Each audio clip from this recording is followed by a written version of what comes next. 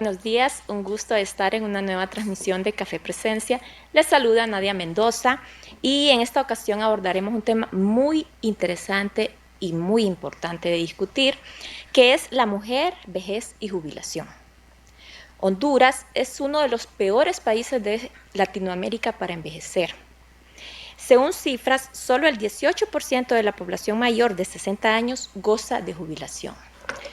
Para profundizar más sobre este tema nos encontramos con dos expertas. La máster Patricia McKay, docente universitaria que posee estudios a nivel de posgrado en psicología clínica, y la doctora Margarita Díaz, investigadora docente del Instituto de Investigaciones Económicas y Sociales.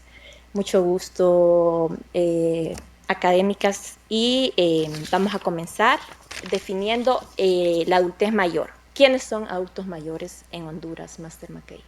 Bueno, según el decreto 199/2006, que se constituye la Ley Integral de Protección al Adulto Mayor y Jubilados, en Honduras vamos a llamar adulto mayor a todo ser humano nacional o extranjero mayor de 60 años de edad cronológica.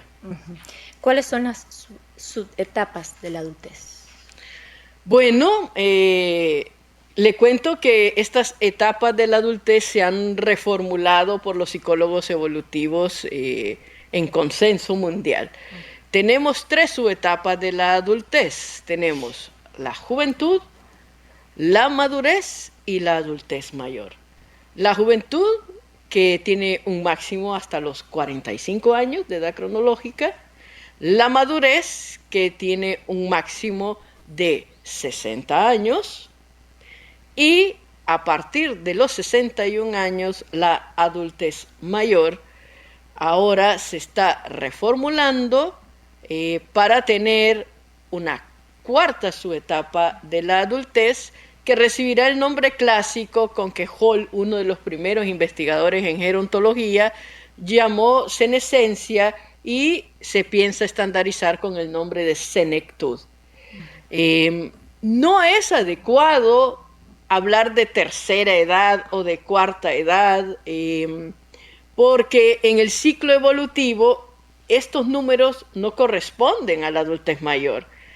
Primero nosotros somos neonatos, o sea, recién nacidos. Esa sería la primera edad. La segunda edad nosotros somos infantes. La tercera edad sería la niñez. La cuarta la adolescencia. La quinta la juventud. La sexta la madurez. Y la séptima sería la adultez mayor. La senectud sería la octava edad. Entonces no corresponde a la ciencia de la psicología evolutiva llamar a los adultos mayores como tercera edad o cuarta edad. Lo correcto es ese término que dice nuestra ley, adultos mayores. Ahora hablando con la doctora Margarita un poco de los sistemas de previsión, ¿cuáles son los sistemas de previsión que existen en Honduras? Bueno, en Honduras no solo hay un sistema único, sino que hay 5 sistemas, ¿verdad?, a diferentes sectores del Estado que representan a poblaciones específicas, ¿verdad?, de gente que se va a jubilar. Tenemos, por ejemplo, el IPM, que es el Instituto de Previsión Militar, que únicamente es dirigido para las Fuerzas Armadas del país. También tenemos al INJUPE, que es el Instituto de Jubilaciones y Pensiones de los Empleados Públicos, ¿verdad? Abarca todas las secretarías de Estado, algunas instituciones descentralizadas.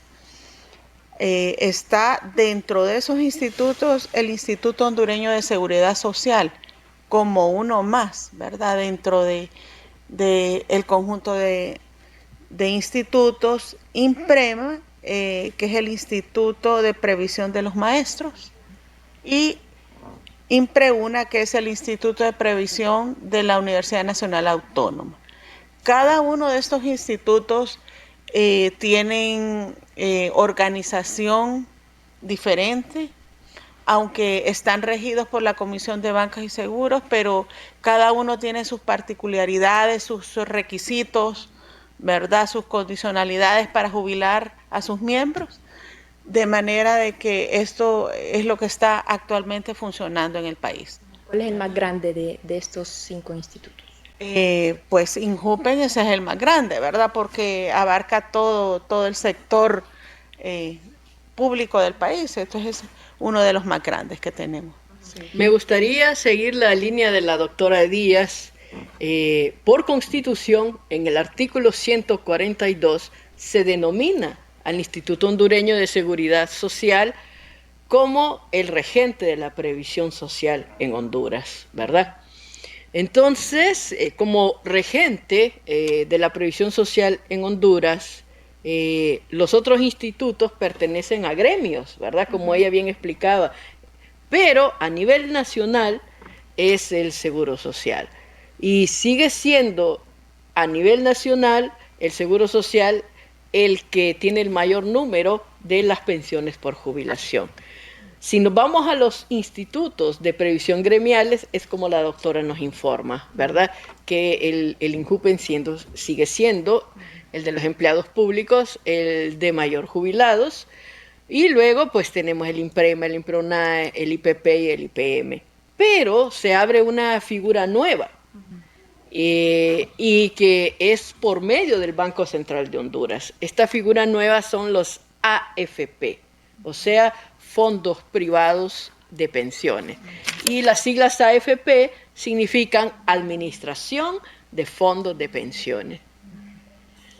¿Qué viene a suplir esta nueva figura que es aprobada en el 2002 y que entra en vigencia en el 2003, siendo Banco Atlántida la primera AFP, la segunda FICOSA y la tercera BAC, pero con años de diferencia? Por ejemplo, FICOSA entra en el juego de las AFP en el 2014 y BAC en el 2016. Por mucho tiempo estuvo solo Banco Atlántida. ¿Y qué significa esto? Que las personas en que su empresa privada solamente cotiza al Seguro Social y que no tienen un propio, ¿verdad?, instituto de previsión social, ellos de su propio dinero pueden ahorrar mensualmente con unas tasas preferenciales y con un trato distinto a una cuenta de ahorro para su vejez, para poder tener posteriormente, después de que cumplen 60 años, aportaciones mensuales de su propio dinero que invirtieron en estas administradoras de fondos de pensiones. ¿Viene a suplir de alguna manera? Sí, pero hablemos de la realidad hondureña, como son nuestros salarios. Realmente el hondureño tiene una capacidad de ahorro general y además una capacidad de ahorro específica como para ahorrar para la vejez. Es complejo. Los índices de inflación prácticamente impiden que el hondureño pueda ahorrar, ¿verdad? Y lo que puede ahorrar es muy poco y muy difícilmente va a ahorrar la misma cantidad todos los meses. Se vuelve muy difícil poder mantener una administración de fondos de pensión. ¿Qué han hecho los otros países? A eso yo quiero apuntar, las cajas de compensación social. ¿Qué son las cajas de compensación social? Lo que hace falta en Honduras. O sea, muchos sectores, ya sea productivos o públicos, aportan a estas cajas de compensación social y los servicios de salud no tienen que esperar 10 meses para una cita con un especialista o estar sujetos a huelgas y llegar y que no los atienden a los adultos mayores, sino que la calidad del servicio es como la de un servicio público de alto estándar y la atención es inmediata porque estas cajas de compensación manejan una cantidad pequeña de aportantes, ¿verdad? No así a nivel nacional. Por ejemplo, de las que he conocido y quienes han adoptado esta figura que ha venido a solucionar pues que tenemos pocos institutos de previsión social, como mencionaba la doctora, no son demasiados. Si usted ve la lista que ella nos dio, no es una lista amplia, ¿verdad? Es una lista corta. Sí. Entonces, está, por ejemplo, conocí Confenalco de Colombia, que la Caixa, ¿verdad? Que es en España.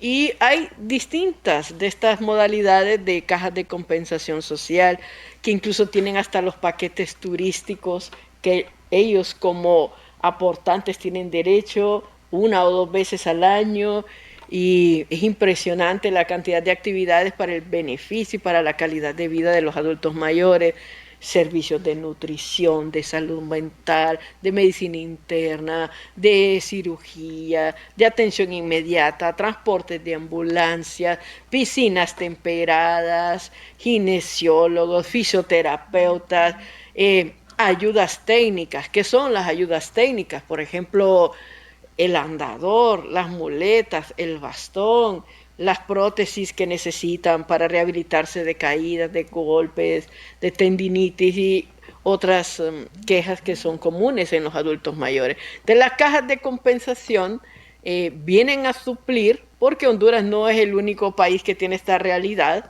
de una pensión poca, ¿verdad? Que da el Seguro Social, que es donde se aglutina una buena cantidad, y no todos son profesionales y no todos tienen estos institutos de previsión gremial.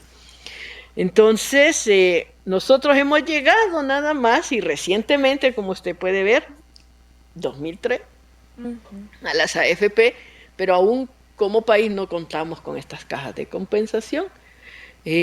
Nuestros adultos mayores no han podido experimentar esta figura, ¿verdad? ¿Qué impediría en Honduras que no se implementen estas cajas de compensación? Se tiene que generar la ley, se tiene que generar la figura legal de una caja de compensación, su definición, su operatividad, sus reglamentos, ¿verdad? Y tiene que tener un gran elemento de voluntad política y legislativa, ¿verdad? Poder armar todo esto primero para que luego poder formar las instituciones, ¿verdad? Que van a ejecutar esta figura jurídica. Yo creo que ese sería el comienzo. Y además concienciar a los adultos mayores y a todos los que trabajamos en la docencia, en la psicología, en la demografía, en otras especialidades, la necesidad de estas figuras que han venido a ser solución para los adultos mayores en otras localidades.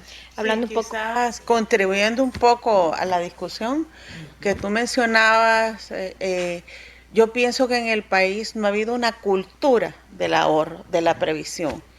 Y eso en gran parte tiene que ver la acción del Estado como tal, que provea no solo los instrumentos y las instancias para que la gente empiece a ahorrar para su jubilación, ya sea por una institución pública, ya sea por una AFP que le provea, ¿verdad?, después de 15, 20 años, una pensión, una jubilación. Yo creo que esos son aspectos que el mismo Estado tiene que generar. ¿A través de qué? A través de leyes inclusivas, a través de leyes que promuevan el derecho al ahorro. Pero aquí hay una realidad, como lo mencionabas tú, ¿quién es el que obtiene la jubilación? El que ha ahorrado a través de un largo tiempo, 15, 20 años, incluso hay instituciones hasta 25, que aseguran que esa persona obtenga la jubilación.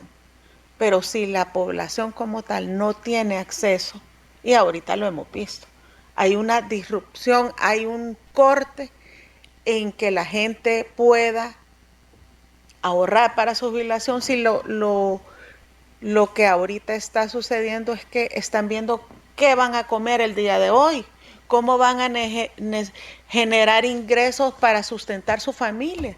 Es el ahora, es resolver el problema actual de la sobrevivencia, ¿verdad? ¿Cómo hacemos para vivir? ¿Cómo hacemos para trabajar y darles de comer, darles educación a los hijos, generar, digamos, bienestar y salud a la familia? Entonces, son como las contradicciones que entran en la discusión, y es bueno retomarlas para ver que la situación de la vejez y el derecho a una jubilación no es algo ni negro ni blanco. Hay matices y hay realidades en el país que es bueno discutirla, ¿verdad? Hablando un poco ahora de la normativa, Máster McKay, ¿cuál es el marco legal principal para el adulto mayor en Honduras? El marco principal para el adulto mayor en Honduras, como les decía, lo primero es el Instituto Hondureño de Seguridad Social como el regente de la previsión social. Pero tenemos una ley específica, que es el decreto 199-2006, que fue inscrito en la Gaceta, ¿verdad? Y aquí tenemos pues la imagen de la Gaceta. Fue una lucha de muchos años. Personeros de la Universidad Nacional Autónoma de Honduras fuimos protagonistas de este movimiento hasta que por fin se logró la aprobación de esta ley. Muchos años de lucha. Las juntas directivas de los adultos mayores de nuestro instituto, IMPREUNA, fueron beligerantes en la aprobación de esta ley. Empleados de la autónoma jubilados, profesionales de las distintas ramas, ¿verdad?, de las ciencias, ya jubilados del IMPREUNA, entraron en acción. También esta persona que usted ve aquí en esta fotografía, donde voy a colocar el cursor, Julio Torres, que fue el presidente por mucho tiempo de la ANAM, de la Asociación de Adultos Mayores de Honduras, que fue el que se movilizó por todo el país para organizar a los adultos mayores como un sector social. A él le debemos ese trabajo arduo, ¿verdad?, por muchos años. Y luego vino un segundo momento que se le entregó carnet de esta Asociación de Adultos Mayores de Honduras, ¿verdad? Y comenzó este bloque que al final termina produciendo lo que alguien llama la nueva ley, porque había una anterior, ¿verdad?, que había estado relativamente en vigencia, pero que le faltaba tanto. Entonces, bueno, aquí está mi constancia de la RENAM y de la ANAM, ¿verdad?, de haber participado en esos procesos que fueron largos, reuniones con diputados para poderlos convencer de que los adultos mayores necesitaban una nueva ley, que una ley para el adulto mayor no era solamente descuentos, que abarcaba muchas cosas, ¿verdad? Nos apoyaron mucho las organizaciones de los derechos humanos. La licenciada Rivera nos apoyó mucho, nos dio espacios para podernos reunir con periodistas, con personeros de la sociedad civil y introducir este tema del adulto mayor en las agendas de país que estaba totalmente olvidado por mucho tiempo. Entonces, este es el marco legal. ¿Qué se ha cumplido a esta fecha y qué no se ha cumplido en este marco legal?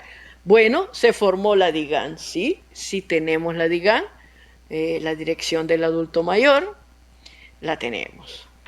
Pero el ente importante que iba a formar el Instituto Nacional del Adulto Mayor es una deuda.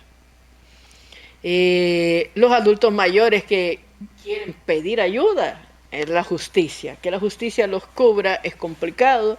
Los adultos mayores están adscritos a la Fiscalía del Consumidor.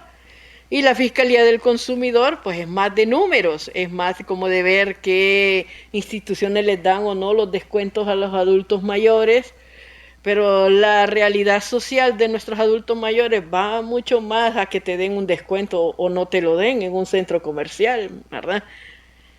Y bueno, esto es lo que hay, ¿verdad? Lo demás son iniciativas que tal vez las primeras damas han tenido, pero no es Estado, ¿verdad? Es algo que alguien que tiene una relativa posición de poder en el gobierno hizo en algún momento, pero una vez que esta persona desaparece, también estas propuestas desaparecen. Como marco legal, obviamente la Constitución, que de ahí derivan todas las otras leyes, pero esta es la ley que tenemos. ¿Qué es lo que ha hecho, por ejemplo, recientemente el Congreso Nacional? Lo que aprueba es más descuentos para personas que tienen otra edad cronológica, ¿verdad? ya no solo 60 años, sino que personas que van aumentando. ¿Por qué? Porque la esperanza de vida está aumentando. ¿Y por qué está aumentando? Porque el envejecer es un logro de la jubilación, es un logro de la civilización. Entonces, este es el marco legal, ¿verdad? El decreto 199/2006, que recientemente pues, ha tenido algunas modificaciones. Quiero mostrarle acá, precisamente en Canal 8, que es el canal del gobierno, cuando publican el 23 de agosto del 2023 la reforma que se le hizo a este decreto.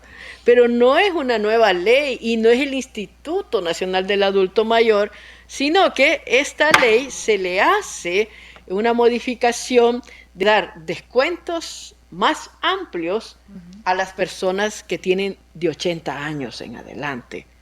Entonces, fue una iniciativa presentada por el congresista Víctor Hugo Romero Chinchilla y la Comisión de Familia, Niñez, Juventud y Adulto Mayor, Luz Angélica Smith. Y entonces se trabaja y se reforma el artículo 30, que es donde están estos descuentos. Entonces, es la misma ley, solo que se reforma este artículo para darle más descuentos a las personas de los 80 años. 30% en facturas de servicios de salud, pública y privada, ¿verdad? En servicios de notariado, servicios técnicos y profesionales. 35% en pasajes, restaurantes, consultas a especialistas, salas fúnebres y hoteles. 40% de descuento por la compra de medicamentos por cada intervención quirúrgica, porque una de las quejas de los adultos mayores es que van a los centros de salud privados, hospitales privados, le dan descuento una vez que tienen un procedimiento y cuando necesitan otro les dicen que ya se los dieron en el anterior. Y entonces esta modificación de la ley viene a solventar esto, porque le dice cada vez. No es que una vez que llegó usted le quiso dar el descuento, no, es ley que cada vez que él tenga una intervención quirúrgica, aunque use el mismo centro, le tiene que dar el descuento al adulto mayor. Compra de aros, por ejemplo, dígame qué adulto mayor, muy pocos no usan lentes. Entonces se introducen ya este descuento en oftalmología, en entradas a cines, a teatros, a museos, a espectáculos deportivos, etc. Entonces, básicamente, lo que se reforma es esto: 30%, 35%, 40% y 60%. Pero es exactamente la misma ley.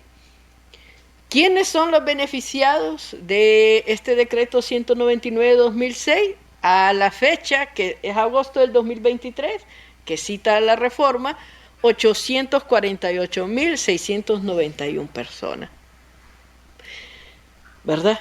Sí se cumple, porque aún después de tantos años tenemos muchos sitios que no le dan el descuento a los adultos mayores. Y hablando un poco de cifras y cifras un poco más tristes, lamentables, doctora Margarita, si nos comenta qué porcentaje de adultos mayores en Honduras cuenta con una pensión por jubilación. Bueno, yo quisiera hacer una referencia de la población general para que podamos comprender lo que representa la población adulta en relación a la población total. Y de eso es un porcentaje alrededor del 8.8. Eso es lo que representa los adultos mayores en Honduras a la fecha, ¿verdad? Estamos hablando de pues prácticamente al 2024, los adultos mayores son el 8.8. Pero si lo desagregamos a nivel de sexo, vemos que en el caso de las mujeres es un poquito mayor, es 9.3%, y el de los hombres de 8.2%. Vemos que es levemente mayor, ¿verdad? Eso representa muchas connotaciones de sobrevivencia y también de lo que sucede en ese periodo de vida de la población.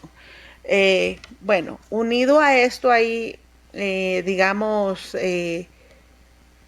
un aspecto relacionado a la esperanza de vida. La esperanza de vida es en promedio cuánto una persona vive desde el momento en que nace hasta que muere, cuál es esa probabilidad de sobrevivir en ese tiempo, ¿verdad? Y en eso vemos que ha mejorado bastante en el país, dadas las condiciones de mejores atenciones médicas, mayores controles, ¿verdad?, de la salud. Esos son aspectos que han ido mejorando a través de los últimos 50 años en el país. Y vemos de alguna manera que hay una diferenciación entre cómo envejece un hombre y cómo envejece una mujer, dado esos índices que les estoy mencionando. En el caso de las mujeres, hay una esperanza de vida de 81.1. Es superior al de los hombres, que es 73.6. Casi Entonces, casi antes de llegar a la cifra que usted me mencionaba, vamos a profundizar en esas variables. Sí, es importante, las traigo en contextualización de lo que analizamos, porque hay aspectos puntuales, ¿verdad?, en cuanto al análisis del adulto mayor, pero hay realidades como una cifra. Una cifra no es un número, representa una realidad, ¿verdad? Representa una realidad de un grupo específico de personas. Entonces, en este caso, vemos que hay mayor sobrevivencia de las mujeres. Nacen más niños que niñas, pero a lo largo de toda la vida se van muriendo, los hombres se van muriendo por diversas causas, porque están más expuestos a la violencia, porque en sus edades intermedias de vida alguien les disparó, se murieron en un accidente de tráfico, y entonces llegan a la adultez más mujeres, porque la mujer es de un ámbito más hogareño, de mayor cuidado, va a tener menos exposición, entre comillas, ¿verdad? Porque vemos los altos índices Sí. de homicidios. Margarita, quiero ahondar y puntos acotados propicios. La investigadora Solange Anush, uno de sus objetivos de investigación es precisamente encontrar por qué en América Latina existe esta tendencia de que la esperanza de vida es mayor para las mujeres que para los hombres. Y en sus investigaciones encontró estos datos interesantes. Número 1, las mujeres cuidan más su salud reproductiva, los hombres no. Yo hago un sondeo en mis salones. Les pregunto a mis estudiantes, ¿quiénes de ustedes en los últimos 12 meses ha asistido al ginecólogo? Muchas levantan la mano. Y luego hago la pregunta, ¿cuántos de ustedes en los últimos 12 años han visitado un urólogo? Ninguno. Y he hecho este sondeo durante 7 años consecutivos, los 3 periodos académicos. Y la respuesta ha sido la misma. En población universitaria, Sí. con educación. Imagínense cuando ahondemos otras poblaciones. Primer factor que encuentra Solange Anush. Segundo, la antigua represión freudiana. A las mujeres en la sociedad latinoamericana se les permite expresar sus emociones. Llora y dice que se siente triste y encuentra refugio en sus amigas que la acuerpan y le dan solidaridad y comprenden su tristeza y la acompañan en su tristeza. ¿Qué ocurre en América Latina si un hombre llora y busca a sus amigos y les dice que estás triste? ¿Qué cree usted que le van a responder esos amigos? Creo que todos aquí ya sabemos. Le van a decir, déjate de, sos un A, llorando como niña. O sea, él no puede decir que está triste. ¿Qué ocurre cuando una persona se traga todas sus emociones? Uno de los fenómenos antiguamente descritos en la medicina, las enfermedades psicosomáticas. Lo que no expresas te enferma y te mata. ¿Qué decía Freud? A mayor represión, mayor perversión. En 1920 el estado pervertido o morboso es lo que nosotros ahora conocemos como patologías, enfermedades. Entre más te guardan las cosas, solo por eso no quiere decir que van a desaparecer. Lo que no sale por la palabra, sale por el cuerpo. Y eso le ocurre a los hombres. Reprimen, y eso que reprimen los mata. Tercero, la vinculación de la masculinidad con la violencia. Si eres hombre, eres bravo, eres enojado, peleas, gritas, defiendes tu dignidad contra el otro. Y te bajas del auto y le pegas al bucero y el taxista y se insultan. Y esa es una gala de masculinidad, la violencia. Y por último, increíblemente, el duelo. El manejo de la viudez es pésimo en el hombre y las mujeres resuelven el estado de viudez con mejor eficiencia, por dos razones. Porque tradicionalmente ya están vinculadas a su familia, donde encuentran un soporte, y también están vinculadas a la comunidad. Están en el grupo de la iglesia, en el grupo de costura de las amigas, de la asociación de padres de familia. Y cuando el esposo se va, tienen una sociedad a la que ya están acostumbradas, que las acuerpa. ¿Qué tiene el hombre? Los compañeros de fútbol y algunos del trabajo. Pero como la vinculación familiar ha sido tarea femenina, ellos no están vinculados a su familia y tampoco a su comunidad. Muy poco van a la iglesia, tampoco forman clubes de intereses particulares con sus amigos, excepto el fútbol o tomar o estas aficiones, que a la larga no son amistades genuinas, sino que son socios de algunas actividades. Entonces, Solange Anush, con su investigación, nos comienza a decir, bueno, no es casualidad que los hombres duren menos que las mujeres en América Latina. Quiero ahondar en estas cifras, cómo estamos los adultos mayores. El ODU, que es el Observatorio Demográfico Universitario, nos dice que la población, tal cual como Margarita lo anuncia, es aproximadamente del 9%. 54% son mujeres, 46% son hombres. 43% de los adultos mayores están en la zona urbana, 57% de los adultos mayores está en el área rural. El 75% de los adultos mayores en Honduras, que este es el dato tan doloroso, están en pobreza. Y de ese 75%, el 40% está en pobreza extrema. En esta desigualdad de géneros, muchas mujeres tienen empleo, pero ¿qué ocurre en Honduras? En muchos centros de empleo se le paga menos a la mujer que un hombre que desempeña el mismo trabajo. Y entonces, uniendo una gran cantidad de estas variables psicosociales, no es de extrañar que sean las adultas mayores, mujeres, las que tengan más de 60 años en esta condición de pobreza extrema. Esta es la realidad de Honduras. Quería acotar el aspecto que tú hablas de la pobreza de las mujeres. Llegan a los 60 años, viven con familias, porque nosotros tenemos familias extendidas, compuestas de los abuelos, los tíos, el esposo, los hijos.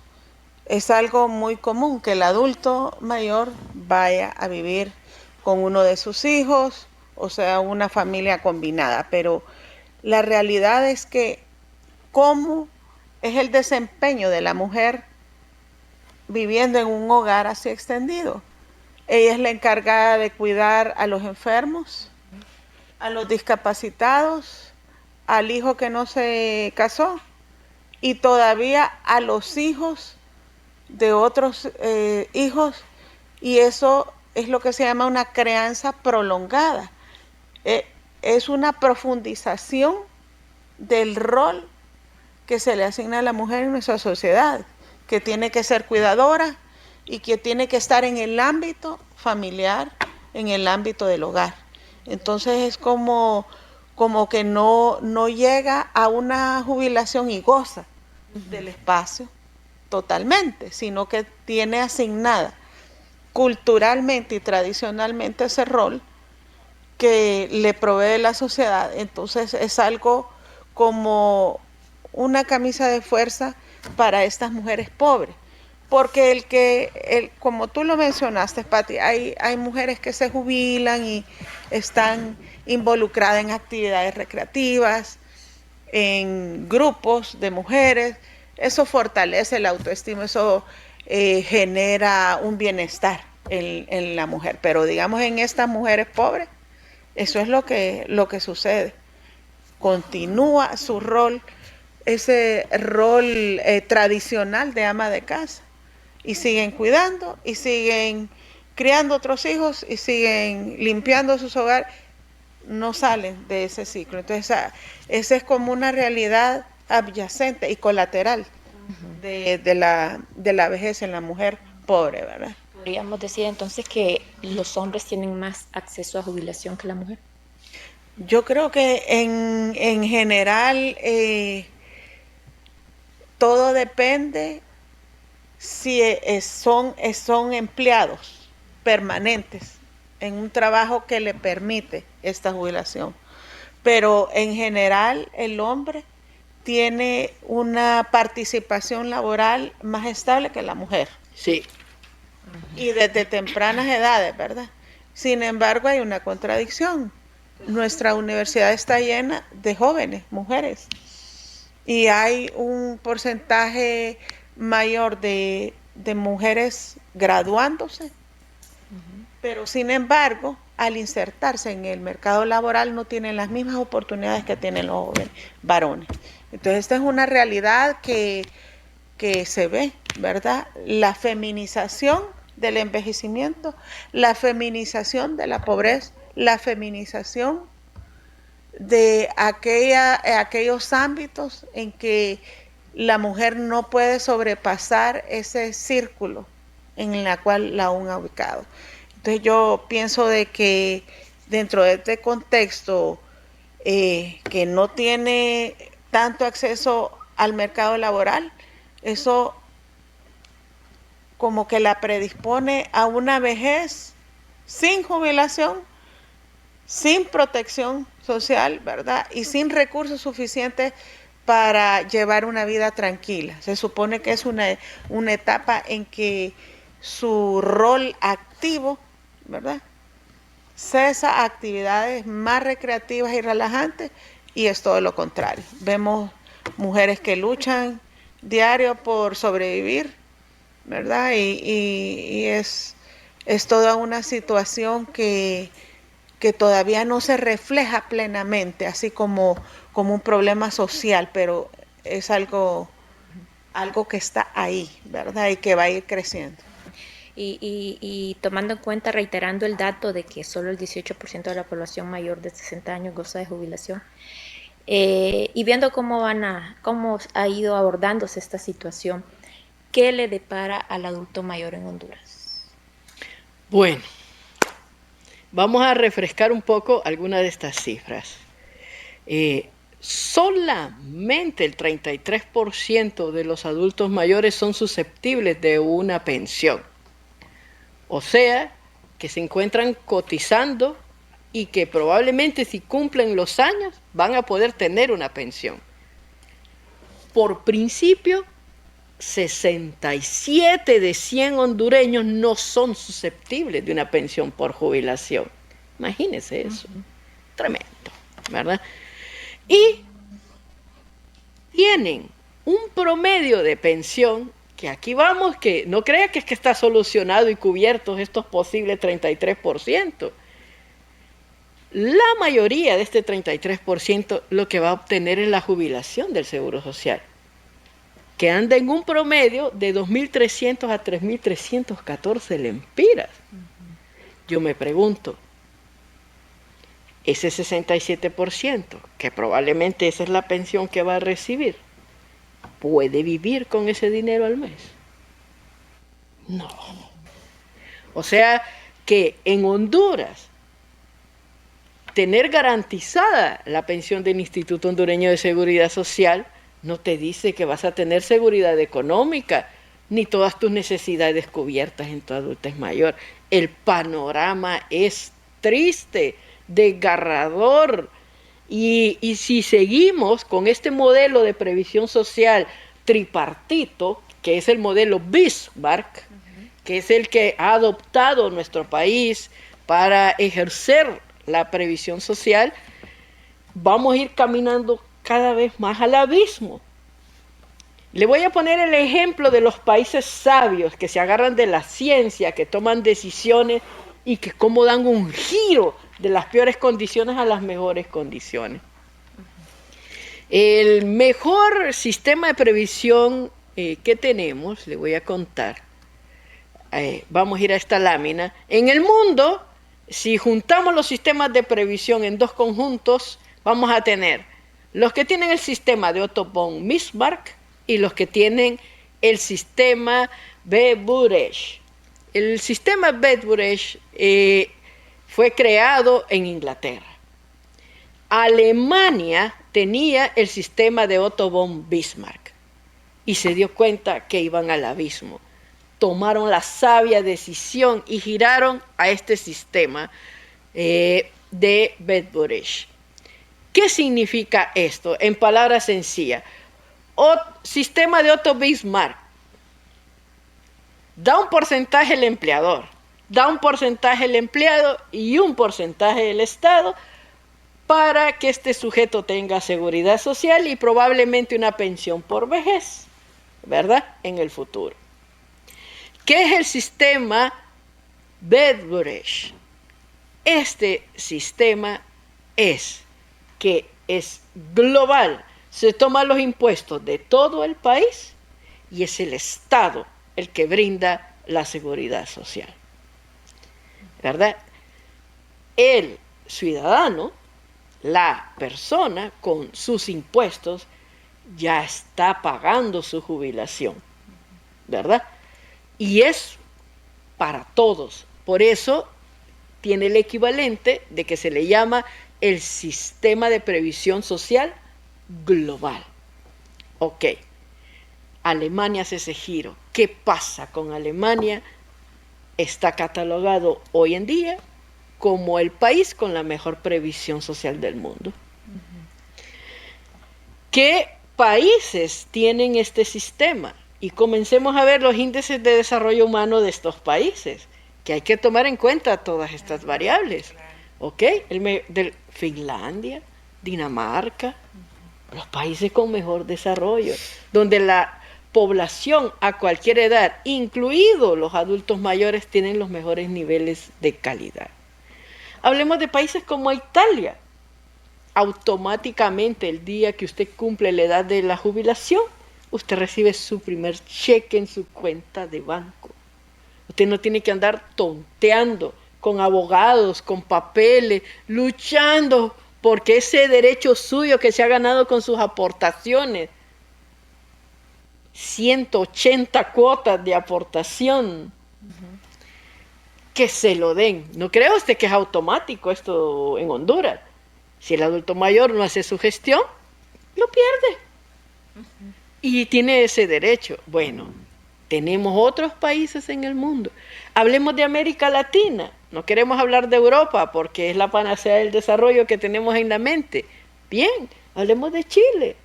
Hablemos de Uruguay. Hablemos de cómo está cambiando Colombia, que son países de la realidad latinoamericana. ¿Por qué está cambiando Colombia? Porque tiene cajas de compensación social. Chile con su Senama. Muy bien. ¿Y qué es esto?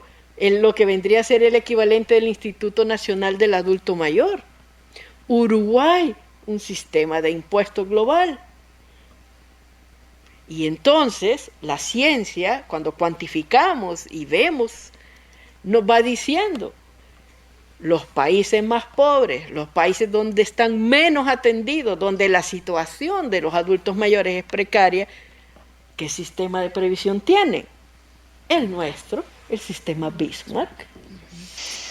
Si usted me pregunta qué tenemos que hacer para mejorar esto, lo primero que tenemos que hacer es cambiar el sistema de previsión social. Generar la figura de las cajas de compensación social. Que las asociaciones de los jubilados de cada instituto de previsión social se reorganicen y planteen modificaciones a los reglamentos. Esas son las primeras acciones.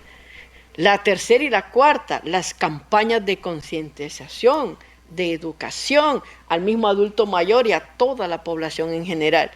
Y sobre todo, sembrar en el ser humano que nace en la tierra de Honduras, que se envejece el primer día que naciste, que no envejeces cuando te sale el primer día la primera arruga o la cana, cuando tienes 50, 60, 70 años. Un día después de que has nacido, comienzas a envejecer. Y entonces si nosotros crecemos entendiendo que el envejecimiento es un proceso natural, que inicia el primer minuto que respiramos sobre la faz de la tierra, entonces vamos a tener conciencia de que tenemos nosotros que ser responsables y cuidar nuestra futura vejez.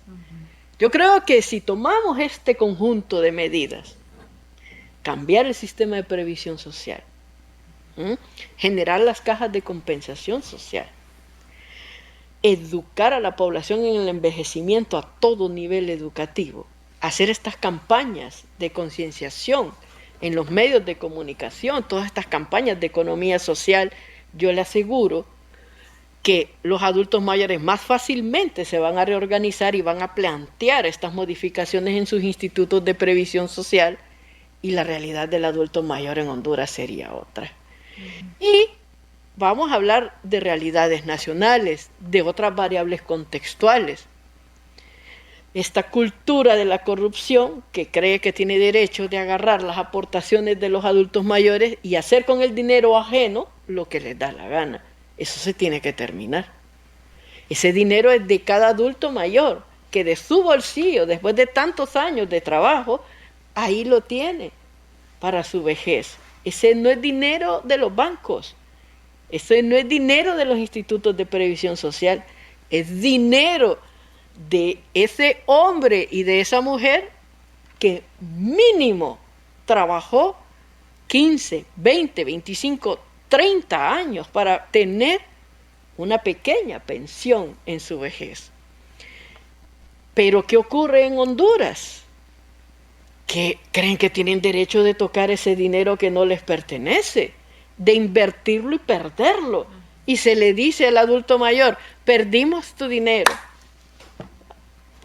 ¿Ah? ¿Y qué pasa? Esa corrupción tradicional de que, mire cómo es nuestra cultura, la población más vulnerable, los niños y nuestros adultos mayores, a ellos es que más se les roba en este país. Cuando la ley, la justicia, el sistema, la cultura debe proteger a la población más vulnerable y no aprovecharse de la población más vulnerable. ¿Para qué sirven estas poblaciones? Para campañas políticas. Pero cuando hay que entrarle a las propuestas legales, a las económicas, a reformular estos reglamentos que benefician al jubilado, ¿dónde están? Yo no los veo. Están en silencio, ocultos, y ni siquiera colocan estos temas en las agendas de país, en las agendas políticas, en las agendas de los medios de comunicación. Me decía una vez un querido periodista, amigo mío, licenciada, le voy a hablar con la honestidad, el tema viejito no vende. Le digo, si es que no tiene que vender, si es que ese viejito que está ahí, es su dinero, no es que se lo vas a regalar. Tienden a ver que el adulto mayor, mire, yo he escuchado de gente que incluso está viva ahorita y que tiene poder, desde hace algunos años, no es la primera vez que lo oigo, que consideran al adulto mayor un renglón de derogación del presupuesto. O sea que el viejito, y le digo, óigame, si es que no es el presupuesto tuyo, es de él, es su dinero, ¿verdad? Entonces, como dan esa idea de que el adulto mayor es la beneficencia lo que está pidiendo. Él lo que está pidiendo es su propio dinero que ha aportado tantos años. Y obviamente, como bien decía Margarita, no todos los adultos mayores, sobre todo las mujeres, que eso va a ir cambiando, porque los roles de género han ido cambiando a finales del siglo XX, pero nuestros adultos mayores nacieron en la primera parte del siglo XX, ¿verdad? Donde estos roles de género no se habían modificado y siguen siendo los adultos mayores, que la costumbre es de que porque están viejitos tienen que estar en sus hogares, ¿verdad? Entonces, estos adultos mayores no trabajaron, y ni siquiera este promedio, que es muy poco, van a tener en su vejez. Entonces yo creo que esas son las primeras acciones a hacer. Cajas de compensación social. Cambiar el sistema de previsión social de Honduras. Si el mundo entero nos está diciendo, los países que tienen un sistema global de pensiones, de previsión social, son los que cuidan mejor de sus viejos, ¿por qué no lo podemos hacer nosotros? ¿Verdad? Así es. Definitivamente es un tema que se presta para Sí, yo para quería mucho tiempo de mencionar algo, ¿verdad? Vamos a finalizar con la doctora Margarita sobre sus apreciaciones finales. Yo pienso que actualmente la población adulta no representa una demanda tan grande sobre los recursos del Estado como lo va a hacer en el 2050. Yo me proyecto, esa población va a ir creciendo paulatinamente, ¿verdad? De acuerdo a mire, yo tenía un dato acá que no lo mencioné con respecto a cómo la población crece.